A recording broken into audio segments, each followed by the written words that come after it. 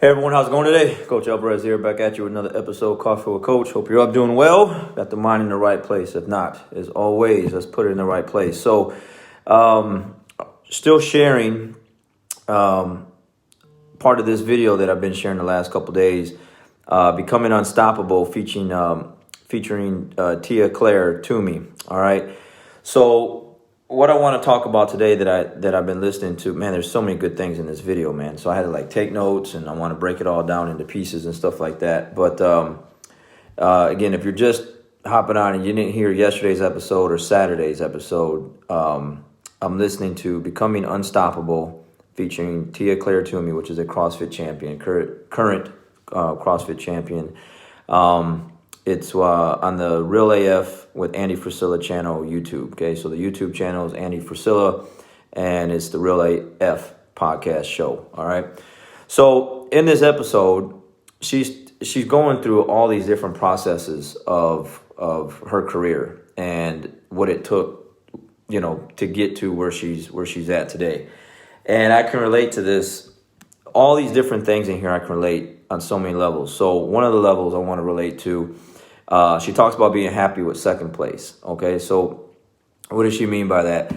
When she did her first CrossFit Games competition, she really went there to go compete, not really with the mindset to win. Okay, is what I was getting. And when she took second place, she was really surprised and just kind of overwhelmed with the fact that she took second place. Like, she was really happy with that. And in this video, this podcast, she's talking about how happy she was with that. Like, she felt like she was the winner of the games because of where she actually placed at. And because she just didn't believe at that particular time that she could go and actually win it. She just wanted to go and compete in it. And I can relate to that. I can relate to that with my first Pan Am Games, Pan Am Championship in California, and I'll get to that in a second. So she was so happy with second place. She felt like she was the winner. And then the following year, she took second place again. Well, let's go back to the first time she took first place. She talks about how some of the competitors got heat stroke, so on and so forth. And so in her mind, she was thinking, well, wow, maybe because all these other athletes got heat stroke, that's why I took second place. Okay, so there were some other things in there as to why she thought she got that far, that she really didn't think she was going to make it that far. And so the next year, she took second place again. Then it kicked in to be like, oh, well, I guess I am as good as, better than I thought. And so then it kind of ticked her off that she took second place. Okay, so the first year she's competing, she makes it, she gets to second place against all these, what she called, the media portrays everyone as superhumans, these super athletes, and she makes it to second place. The second year, she hits second place again, and then it kicks in like, whoa, I'm meant to be here. I'm supposed to be here. And I should actually be winning this thing. And so I think it was the following year after that she won, right? So go into my story, and that's why I'm sharing this, because it might be CrossFit or whatever, but I like to hear other athletes' stories. Doesn't matter what sport. I just want to know what it took mentally and physically to get to where they're at, right? And so going into my first Pan Am Games in California, I just saw this stuff in magazines. Back then, there was no, you're talking 2005, 2006. So there's no Instagram, there's no YouTube, there's no Facebook, there's grappling magazines, okay? And we get these magazines in the mail, and that's how you would kind of keep up to date with the championships, those kind of things. So it's nowhere near like it is today, right? Like now you got Flow Grappling, you got all these different media channels that instantly, you're watching things as they unfold. And back then, I subscribed to the grappling magazine, so I'd get the magazine every month, and I would see these athletes competing. And I'm like, man, I would really like to go and try to do that. I'm a competitor, but I'm not a competitor at that level. I really don't have anyone in my academy at that particular time where I was training at doing anything like that. So I was like, whatever, I'm just going to try to figure it out and go out there and do it, right? So first year, I go out there, I'm a purple belt. I fight, I lost, I want to say, like in the first round. I lost by 2 sweeps, so the score was 4-0. I didn't feel like I was like totally outclassed or anything like that. And actually, I fought Rafael Asuncao, which is he's in the UFC now. But he swept me a couple times with the same sweep, and he won the match, right? So I was one and done, boom, just like that. So you fly all the way out there, hotel room, rental car, like train really hard, whatever, or at least you thought you were trying to prepare the right way, and then you lose, right? So then the next year I go out there, and to go back to the first year, I was just happy to be out there. Now, I didn't even place, but I was happy to be in this venue with all these athletes. Like, you're kind of starstruck at the time because back then, at least, you didn't really see these people until you went to these kind of tournaments, you know what I'm saying? And you just didn't see them on a routine basis. Now, you can just see them on your phone. Like, you can just pick them up, you can hear their story, they're talking. Everyone's got a channel or Instagram channel, page, whatever. And so you're really familiar with a lot of these athletes. Well, back then, you didn't see these people until you, watched something on VHS tape. You had VCRs back then, so that's what I was watching. And then, like I said, grappling magazines. So then next year, I go out as a brown belt. And, man, I had another, I would say that the first one as a brown belt was a pretty bad performance. So I didn't do well. I lost. So second year, boom, come back home, again, one and done kind of thing. The third year, okay, so it was my second year as a brown belt. I won, okay? I won 3 matches. I beat a guy from Japan. I didn't have a coach. I didn't have any teammates. I actually had one of the, handheld cameras like you have. It was like a bigger one back in the day. I remember having some guys that I knew here in the Fort Worth area, and they were up in the stands. I was like, hey, I'm getting ready to go compete. Do you mind, at least recording my match for me? And so they're like, yeah, sure. So they recorded it from, up in the stands. They didn't even, come down and record it, up close. And they could have. They just did it from up there. I didn't care. I was just happy to have, stuff on film. So I got it somewhere in, a shoebox, somewhere, these little tapes that you put in the camera. But anyways, I won, okay? I took first place. It was a Master 1 brown belt featherweight division. And the fulfillment and the joy and the excitement that was there from winning was priceless, right? And it just kind of gave me that I don't know, verification, that what, I belong out there. I can do that. The first 2 years, it was just happy being out there, just being there. Again, no coach, really no guidance on how to compete. And at that time, I tell this story all this time to my students. I didn't have anyone showing me how to score points or how to strategies, anything. So what I would do was I would watch VHS, stuff on tape. I would watch the referees, their hand motions and whatever they did and whatever like that, and then take notes. Okay, well, he gave 2 points for this, and he gave 3 points for that, and he waved his arm like this for that, and why is he doing that? Where I was competing at, we were just more or less just rolling. Okay, there was no really objective on competing, no emphasis on that. So that was a learned process that I had to teach myself, which was really hard.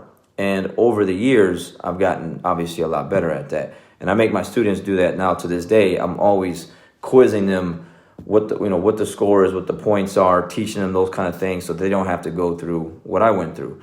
And that's not a knock on anyone. It's just at that time, it is what it is. I didn't have anyone teaching me those things on how to go out there to win at that level. So we'll go into black belt now, right? So I get my black belt 12, 08, 07, so 2008.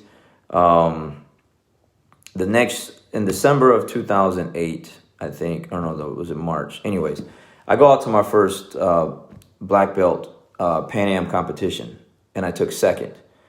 And that right there was just like another verification. Like, man, I am good enough to be out here. I just got to fix some things. I gotta sharpen some things up. I got to get, more help. I got to study more. I got to do this and that. It's not really just about the training. It's about learning and understanding how to win out there. And through that process, you start to realize, hey, second place is cool, but it's not first place. I want to take first place. And I deal with that a lot with some of my athletes throughout the years where, they just want to be out there. They just want to go out there and compete, and the emphasis isn't on winning. And this Tia Claire Toomey, she goes back, and in this interview, she's going back in time where now she's like, man, if I would have just believed in myself and went out there and, went after it the very first time and the second time, she would have broken whatever record, like the fittest person on earth record or something like that, I thought she said. But she didn't, because she just wanted to be out there and she was happy with the second place. And now in hindsight, she's like, man, I'm kicking myself in the butt. Like, you can see it in the interview, in her voice and her tone, how much it really eats at her that she didn't go out there and give it her, have the right attitude and give it her all like the very first and second time. But in the interview, the other guy, Andy Frisella, is like, yeah, but you had to go through that. You actually had to feel that disappointment, that loss. Actually, it wasn't disappointment because she was happy with it.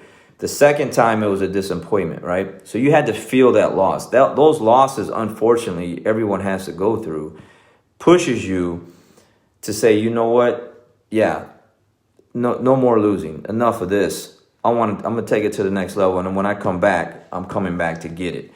And that's exactly what she did. And like I said, I can relate to that. My first two times at Pans, like I said, I didn't even place. I lost. And it's a long flight. It's a long process to go through to come home with absolutely nothing, not even a medal, and not even making it to the podium. But then the third time, to actually not even to place, but actually win the thing on my own, no coach, no help to really get that. Besides the fact of my teammates, obviously, that I was training with at the time. But I mean, I'm talking specifically preparing for a tournament like that. And I won. So that just takes it back, like, man, what if I would have did this and did that or whatever? I don't know. Like, you can't go backwards, but you can take the experiences that you have and use that to help you win at the next one, and so on and so forth. But unfortunately, some of us were just happy to be out there competing. And again, I did that. She did that. A lot of athletes do that, where they want to just get out there and compete. And through that process, you realize, man, hey, I belong out here. Like, I'm doing pretty good. All I need is some extra help, or I need to study this, or I need to do this more and do that more, and I can win this thing. But you'll never know if you don't go out there and give it a shot and go compete. So first off, some people don't even give themselves a chance because they don't even believe in themselves. Second, some people will go out there just to compete, and not even really trying to win. They just want to get out there with the rest of the crowd, And she talks about that in this video. Like, she's out there and she's like around all these people that you see on TV, or you see that you're used to hearing the big names, and now you're in there with them. Like me, I was in the bullpen with all these other guys that you're used to seeing in the magazines and stuff like that. And now you're right here going to compete alongside of them. It kind of overwhelms you in the beginning. And then after a while, it's like, okay, well, I'm one of these guys too. I belong out here. I need to just go out here and execute and compete like I'm supposed to compete. And so for anyone out there that's going to go out there to compete in whatever it is you're trying to do, go out there and try to win is basically the thing. Like you might come up short, but at least the mindset is I'm coming to win instead of coming to compete. Because if you just go out there and sell yourself short, you're gonna kick yourself in the butt for that later on. Like, man, you know what? I would have did even better if I would have just tried a little harder, if I would have went after it a little bit more. But it is a process. It's a process that I think everyone has to go through at some point, where you just want to see if you can just do it. And then once you get out there and start doing it, you realize, yeah, man, I can do this thing, and I'm going to go after it and try to win. So being happy with second place is a thing, okay? And once you understand that you're better than second place, it's not a thing anymore. It just becomes one of those things like, man, why did I accept, being happy with that? But she explains that really good in this video, and she talks about that.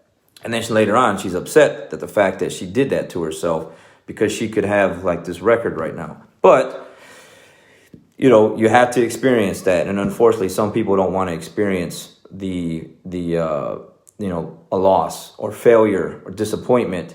And the real go-getters, the real people that achieve success, the people that really win, that's what they face. Like, they go and face that failure and those losses, and you got to accept them. It's part of the journey. It's part of growing. It's part of developing. It's part of evolving.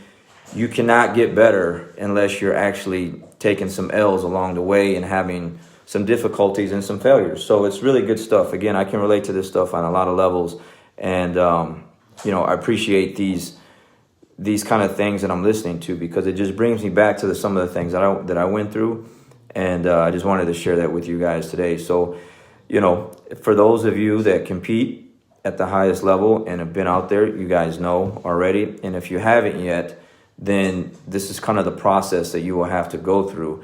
But one thing is for sure, like, if you're going to do it, you're going to sign yourself up for it, go and do it.